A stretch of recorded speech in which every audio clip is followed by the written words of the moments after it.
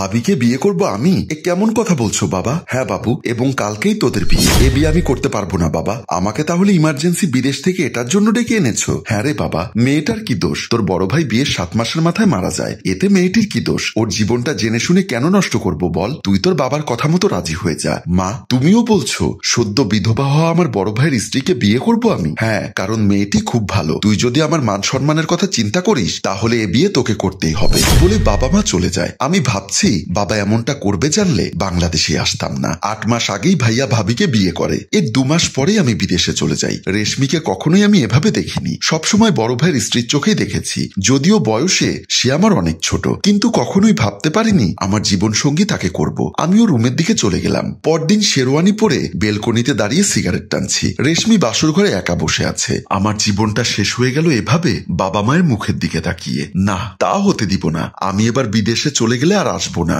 আর রেশমিকে কোনোভাবেই স্ত্রী হিসাবে মেনে নিতে পারবো না। রাত অনেক হয়ে গেছে, আমি রুমের দিকে চলে যাই। রুমের দরজা খুলতেই দেখি রেশমি বসে বসে কাঁদছে। আমি দরজা বন্ধ করে দিয়ে খাটের দিকে যাই। খাটের পাশে গিয়ে দাঁড়াতেই রেশমি নিচে নেমে আমার পাশে দাঁড়িয়ে পড়ল। আমাকে ক্ষমা করে দিবেন, আমার জন্য আপনাকে এমন পরিস্থিতিতে পড়তে হলো। আমি এটাও জানি আপনি কোনো দিনও আমাকে মন থেকে মেনে নিতে পারবেন না, আর এটা হয় স্বাভাবিক। অন্য কেউ হলেও মেনে নিতে পারতো না, তাই আমি কখনো কোনো প্রকার অধিকার খাটাতে আসবো না। আপনি আপনার মতো চলতে পারেন, যেমন খুশি ঠিক তেমন করে। এসব একাধারে বলে রেশমি আবারও খাটে উঠে কান্না করতে করতে একপাশ হয়ে শুয়ে পড়ে। আমি আর কিছু বললাম না, প্রচন্ড রাগ নিয়ে রুম থেকে বের হয়ে গেলাম। ড্রয়িং রুমে এসে সোফায় বসে সিগারেট বের করে টান দিতে দিতে রাগ কমাচ্ছি। একটা শেষ করে আর একটা ধরালাম। দেখতে দেখতে যে কখন রাত শেষে ভোর হয়ে এলো বুঝতেই পারিনি। উঠে রুমের দিকে চলে আসি। এসে দেখি রেশমি রুমে নেই, তাই বিছানায় শুয়ে পড়ি। চোখে ঘুম ঘুম লেগে আসতেই আমি দেখি রেশমি এসে জায়নামাজ নিয়ে নামাজে বসছে। সে নামাজ পড়ছে আর আমি আমার মতো দেখতে দেখতে ঘুমিয়ে গেলাম। সকালে উঠে নাস্তার টেবিলে গিয়ে দেখি রেশমি নাস্তা রেডি করছে। ওকে দেখে আর নাস্তা করতে মন চাইছে না। মা ডাক দিয়ে বলল, বাবু কি রে, দাঁড়িয়ে আছিস কেন? আয় বস, নাস্তা করে নে। আমি বাধ্য হয়ে চেয়ারে গিয়ে বসি। বাবা বলল, বাবু আমি চাই আর তুই বিদেশে যাবি না, এখানে থেকে ব্যবসা শুরু কর। এটা কি কথা বাবা? সেখানে তো অলরেডি আমার ব্যবসা আছে, এখন এসব বাদ দিয়ে আগে খেয়ে নাও তো। আমি রেশমির দিকে তাকাতেই প্রচন্ড রাগ ওঠে। কোন রকমে নাস্তা করে বের হয়ে গেলাম। দরজার বাহিরে দাঁড়িয়ে ভাবছি বন্ধুদের সাথে আড্ডা দিয়ে সময় পার করে দিব যে কদিন বাংলাদেশে আছি। রাত করে বাড়ি ফিরবো যখন রেশমি ঘুমিয়ে পড়বে। ওর মুখটাও আমার দেখতে ইচ্ছা করে না কেন জানি। আমি চলে আসি বাহিরে। বন্ধু সাইফুল আর ফাহিমের সাথে গল্প করছি। হঠাৎ সাইফুল বলল, কি বন্ধু, কেমন রাত কাটলো? ভালোই তো পেয়েছিস ভাবিকে। ভাবি বলে কি আদর না নিয়ে এসেছে? হয়তো ওদেরই ভেতরে বেশ জমেছে। দুজনেই হেসে ওঠে। আমি তাদেরকে বললাম, তোরা কি কখনো মানুষ হবি না? কোথায় আমি কেমন আছি জিজ্ঞাসা করবি, তা না করে তোরা বউকে নিয়ে বলে যাচ্ছিস, এতে তার কি দোষ? আমার কথা শুনে দুজনেই মাথা নিচু করে রাখে। বন্ধুদের থেকে বিদায় নিয়ে রাস্তা দিয়ে আসার সময় হঠাৎ মেসেঞ্জারে টুংটাং শব্দ করছে। আমি ফোনের মেসেজ দেখছি, দেখি প্রিয়ার। ওর সাথে বিদেশে থাকা অবস্থা থেকেই ফেসবুকে পরিচয়। কিছুদিনের ভেতরেই আমাদের সম্পর্কটা ভালোবাসায় রূপ নেয়। আমি কখনো বিশ্বাস করতাম না যে ভার্চুয়ালে ভালোবাসা হতে পারে, কিন্তু প্রিয়া তা ভুল প্রমাণ করে দিয়েছে। ও আমাকে ফোনের অন্য প্রান্ত থেকে এমন ভাবে কেয়ার করেছে যে মনে হতো সবসময় আমার পাশেই ছিল। এত হাজার মাইলের দূরত্বকেও তখন দূরত্ব মনে হতো না। ব্যস্ততার জন্য এই কয়েকদিনে মেয়েটাকে মেসেজ দিতেই পারিনি। না জানি কত কিছু ভেবে বসে আছে। ভাবতে ভাবতে মেসেজ ওপেন করতেই অভিমানী মেসেজ, কি আমাকে ভুলে গেলে বাংলাদেশে এসেই? তুমি না বলেছিলে সব কাজ শেষ করেই আমার সাথে দেখা করবে? কই, তুমি তো এলে না। আসবে তো দূরের কথা, না একটা মেসেজ না কোনো কল। তুমি কি ঠিক আছো? আমিও মেসেজ করলাম, লিখলাম, হ্যাঁ আমি ঠিক আছি, একটু ব্যস্ত ছিলাম, বোঝোই তো তুমি। চলো আজ একসাথে লাঞ্চ করব। হ্যাঁ চলে এসো। রেস্টুরেন্টে গিয়ে বসে আছি। মনে মনে ভাবছি প্রিয়াকে কি ওর কথা বলবো? না, ওকে কিছুই বলা যাবে না। কিছুদিনেরই তো ব্যাপার। বিদেশ গিয়ে রেশমিকে ডিভোর্স দিয়ে দিব।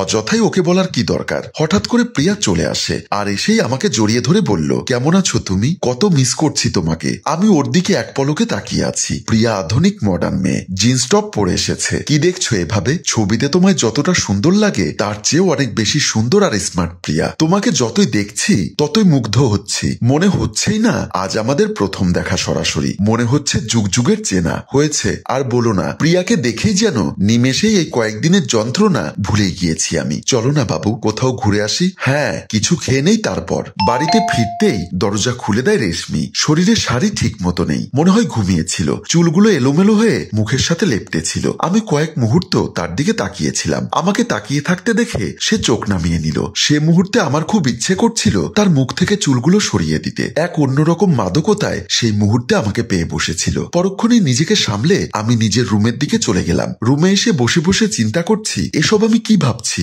না, এগুলো ভাবা মোটেও আমার ঠিক হচ্ছে না। কোনোভাবেই আমার রেশমির প্রতি মায়া বাড়ানো যাবে না। আমি প্রিয়াকে ভালোবাসি, আর বাংলাদেশ থেকে চলে গেলেই রেশমিকে ডিভোর্স পেপার পাঠিয়ে দিব। তখনই রেশমি এসে বলল, টেবিলে খাবার দিয়েছি, খেয়ে নিন। আমি খেয়ে এসেছি। রেশমি কিছু না বলে খাটে উঠে ঘুমিয়ে যায়। আমিও আমার মতো বিছানায় শুয়ে শরীরে চাদর টেনে নিলাম। কি করব ভাবতে ভাবতে একসময় ঘুমিয়ে পড়লাম। গভীর রাতে হঠাৎ আমার ঘুম ভেঙে যায়। আমি লক্ষ্য করি রেশমির দুটি হাত আমার শরীরের উপরে। সে শীতে কাঁপছে। আমি আস্তে করে তার দুটো হাত নামিয়ে দিয়ে চাদরটা তার গায়ে টেনে দিয়ে তার দিকে তাকাতেই লক্ষ্য করলাম ঘুমন্ত রেশমিকে সত্যি অনেক রূপবতী লাগছে। ঘুমন্ত সব মেয়েকেই শুনেছি রূপবতী লাগে, আজ বাস্তবে তা দেখলাম। আমি ওয়াশরুম থেকে বের হয়ে দেখি রেশমির ভেজা চুল বেয়ে পানি পড়ছে। অন্যরকম সুন্দর লাগছে রেশমিকে। শাড়িতে যে একটা মেয়েকে এত সুন্দর লাগতে পারে রেশমিকে না দেখলে কখনোই বুঝতে পারতাম না। আমাকে রেশমি এভাবে তাকিয়ে থাকতে দেখে বলল, কিছু বলবেন? আমি তার কথায় থতমতো খেয়ে গেলাম। কি হলো, এখন তাকাচ্ছেন না যে? তখনই আমি আর কিছু না বলে রেশমিকে জড়িয়ে ধরি। রেশমি একরকম শক্ট খাওয়ার উপক্রম। তারপর রেশমিও আমাকে জড়িয়ে ধরে। আর এখানেই সুন্দর মিলনের মাঝে আমাদের গল্প শেষ হয়। সম্মানিত ভিউয়ার্স, আসলে কি স্ত্রীর প্রতি ভালোবাসা নাকি শুধুই মোহ? সে কি প্রিয়াকে ভুলতে পারবে? কমেন্টে জানান। গল্পটির ভাবনায় হাসিম রাজু, পরিচালনায়